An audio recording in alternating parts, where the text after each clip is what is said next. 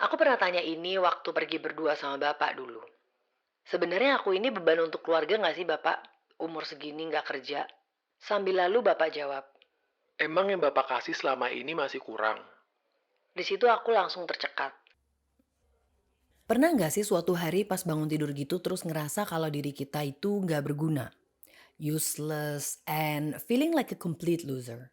Aku pernah, beberapa kali bahkan. Perasaan ini dimulai sejak aku memutuskan untuk resign dan menjadi anak rumah tangga penuh waktu. Untuk yang belum tahu tentang istilah anak rumah tangga, ini adalah sebuah inside joke antara aku dan sahabatku, semoga Allah menjaganya, yang sedang menjalani fase hidup serupa. Umur 36 tahun, belum menikah, dan gak kerja kantoran. Anak rumah tangga adalah seorang anak perempuan yang menghabiskan sebagian besar waktunya di rumah dan mengerjakan pekerjaan rumah tangga. Ya kayak housewife atau ibu rumah tangga gitu, tapi bedanya kita belum menikah aja. Aku pikir dulu jadi anak rumah tangga itu bakalan happy terus ya hidupnya. Bayangin aja, nggak perlu pergi pagi pulang malam, nggak perlu desek-desekan di public transport, nggak perlu ngoyo cari uang, dan nggak perlu lainnya. Tapi aku salah. Setelah beberapa waktu berlalu, perasaan useless tadi mulai muncul, apalagi setelah melihat orang-orang di media sosial membagikan pencapaiannya, membagikan self treatment atau self rewardnya, membagikan momen membelikan orang tuanya ini dan itu. Aku ngerasa kayak anak yang nggak berguna aja, beban keluarga lah kalau istilah zaman sekarang. Jangankan ngasih bapak dan ibu barang atau voucher umroh, hampir semua kebutuhanku aja masih ditanggung sama bapak. Dulu tuh kadang suka sampai diam-diam nangis sendiri gitu kalau bangun tidur. Ngerasa gak ada tenaga untuk menjalani hidup hari itu.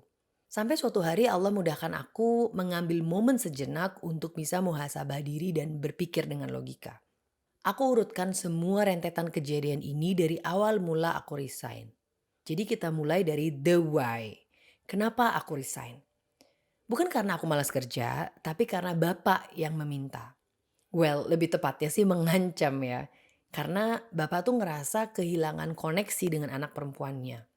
Dulu tuh ya, pulang kerja, udahlah sampai rumah jam 9-an atau jam 10-an malam karena harus berjibaku dengan kemacetan, aku masih harus follow up ini itu di WhatsApp. Belum lagi Sabtu Minggu juga kadang kerja. Jadi jangankan bisa dimintain tolong, untuk sekedar ngobrol basa-basi sama bapak ibu aja, aku udah nggak punya tenaga dan perhatian lagi.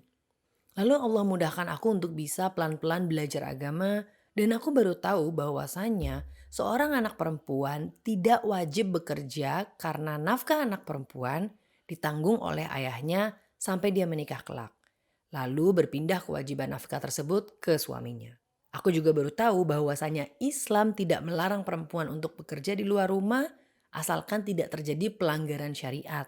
Salah satunya yang aku sama sekali nggak bisa hindari adalah ikhtilat atau bercampur baur antara lelaki dan perempuan yang bukan mahram, termasuk di dalamnya kayak lunch bareng, satu mobil bareng, pergi kemana-mana bareng, dan lain-lain. Belum lagi kalau ada acara party-party atas nama entertaining client yang sangat sulit untuk dihindari bukan? Sampai sini setidaknya ada 3 poin dalam Islam yang insya Allah bisa aku raih saat memutuskan untuk resign. Satu, aku tidak melawan kehendak orang tua. Dua, menjauhi ikhtilat atau campur baur dengan yang bukan mahram. Dan yang ketiga, menjauhi tempat-tempat yang tidak Allah ridhoi. Oke, tapi itu semua masih belum cukup untuk bisa membuat aku merasa tenang, merasa bahagia dalam menjalani pilihan hidupku saat ini. Disinilah the how masuk. Bagaimana caranya agar aku bisa berguna dan bermanfaat bagi orang rumah terutama bapak dan ibu tanpa melalui jalur uang. Awalnya aku coba untuk memperhatikan bagaimana dinamika keluargaku sehari-hari. Mencoba memahami apa yang bapak butuhkan, apa yang ibu tidak bisa lakukan, dan apa yang adik belum bisa kerjakan karena kesibukannya di kantor. Alhamdulillah, nggak butuh waktu lama untuk bisa mendapatkan berbagai macam lowongan pekerjaan di rumah. Mulai dari asisten koki, asisten rumah tangga, teknisi alat-alat elektronik, sopir, personal shopper, barista, verifikator berita hoax, dan foto-foto AI di WhatsApp grup bapak dan ibu yang sungguh sangat ramai itu. dan profesi-profesi unik lainnya yang hanya bisa ditemukan di keluarga ini. Sampai pada titik di mana bapak dan ibu lebih memilih untuk makan buah aja kalau aku nggak bisa pesenin GoFood. Sampai pada titik di mana nggak mau beli TV yang baru padahal yang lama udah rusak kalau nggak sama aku. Sampai pada titik di mana bapak dan ibu memilih untuk menunda perjalanan ke Surabaya pakai mobil kalau aku ternyata udah ada jadwal daurah atau kajian sehari. Aku pernah tanya ini waktu pergi berdua sama bapak dulu. Sebenarnya aku ini beban untuk keluarga nggak sih bapak? Umur segini nggak kerja. Sambil lalu bapak jawab. Emang yang bapak kasih selama ini masih kurang? Di situ aku langsung tercekat. Beneran pengen nangis tapi aku tahan karena di tempat umum. Jadi selama ini saat aku kerja itu bapak malah berpikir kalau apa yang beliau berikan itu masih kurang. Sampai-sampai aku harus cari uang di luar rumah. Usahaku untuk mengurutkan semua rentetan kejadian ini berakhir pada The Who. Untuk siapa sih waktu, tenaga, dan pikiranku ini setelah untuk Allah dan Rasulnya Shallallahu Alaihi Wasallam. Lalu hadis ini menyadarkanku. Dari Abu Hurairah radhiyallahu anhu, Rasulullah Shallallahu Alaihi Wasallam bersabda, celakalah ia, celakalah ia, celakalah ia. Lalu beliau ditanya, siapa yang celaka ya Rasulullah? Jawab Nabi Shallallahu Alaihi Wasallam, barang siapa yang mendapati kedua orang tuanya dalam usia lanjut atau salah satu dari keduanya, tetapi dia tidak berusaha masuk surga dengan berusaha berbakti kepadanya dengan sebaik-baiknya. Hadis riwayat Muslim nomor 4627. Then, if I have to become a full-time house daughter atau anak rumah tangga, so be it.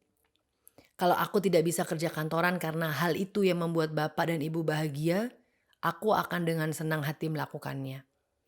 Kalau aku tidak bisa self-reward, tidak bisa punya barang-barang branded karena aku tidak punya penghasilan sendiri, insya Allah aku akan baik-baik saja.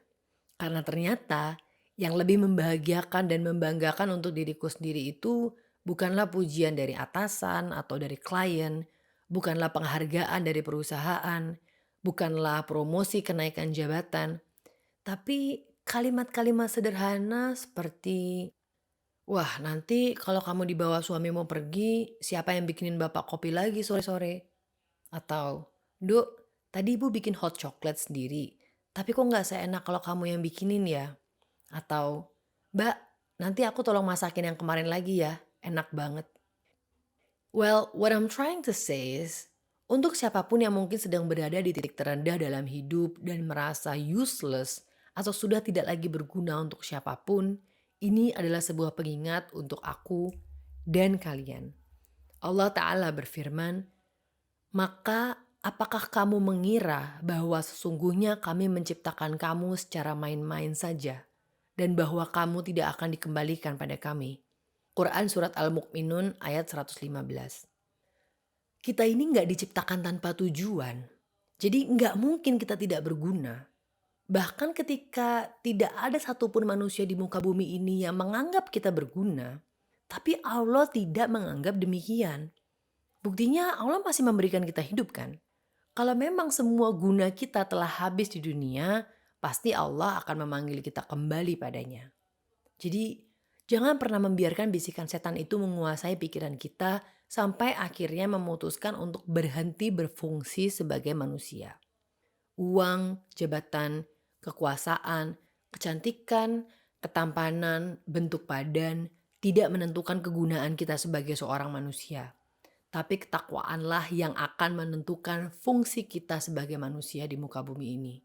Karena tanpa ketakwaan, kita hanya akan menjadi manusia yang durhaka pada Allah dan membawa kerusakan dimanapun kita berada.